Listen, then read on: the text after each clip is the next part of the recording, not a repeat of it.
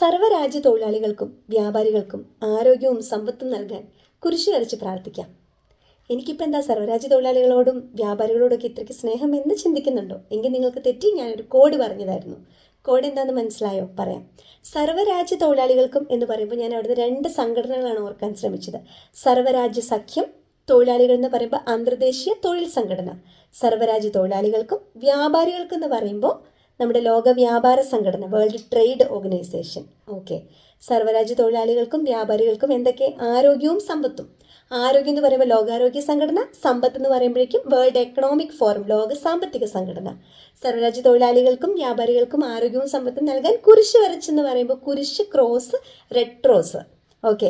ഇത്രയും സംഘടനകളെ ഒരുമിച്ച് ഓർക്കാനായിട്ടാണ് ഈ ഒരു കോഡ്. സർവ്വരാജ്യ തൊഴിലാളികൾക്കും വ്യാപാരികൾക്കും ആരോഗ്യവും സമ്പത്തും നൽകാൻ കുരിശ് വരച്ച് പ്രാർത്ഥിക്കാം. സംഘടനകൾ ഏതൊക്കെയാണ്? സർവ്വരാജ്യ സഖ്യം, അന്തർദേശീയ തൊഴിൽ സംഘടന, പിന്നെ വ്യാപാരികളെ ലോക വ്യാപാര സംഘടന, ആരോഗ്യവും സമ്പത്തും അവിടുന്ന് ലോകാരോഗ്യ സംഘടന, ലോക സാമ്പത്തിക ഫോറം, കുരിശ് വരച്ച് അവിടുന്ന് റെഡ് ക്രോസ്.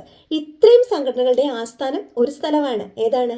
ജനീവയാണ്. അപ്പം ജനീവ ആസ്ഥാനമാക്കിയിട്ടുള്ള സംഘടനകളുടെ പേര് ഓർത്തു വയ്ക്കാനുള്ള കോഡാണ് സർവ്വരാജ്യ തൊഴിലാളികൾക്കും വ്യാപാരികൾക്കും ആരോഗ്യവും സമ്പത്തും നൽകാനായിട്ട് കുരിശ് വരച്ച് പ്രാർത്ഥിക്കാം. സർവ്വരാജ്യ സഖ്യം, അന്തർദേശീയ തൊഴിൽ സംഘടന, ലോക വ്യാപാര സംഘടന, ലോകാരോഗ്യ സംഘടന, ലോക സാമ്പത്തിക ഫോറം, റെഡ് ക്രോസ്. ഇത്രയും സംഘടനകളുടെ ആസ്ഥാനം ജനീവ.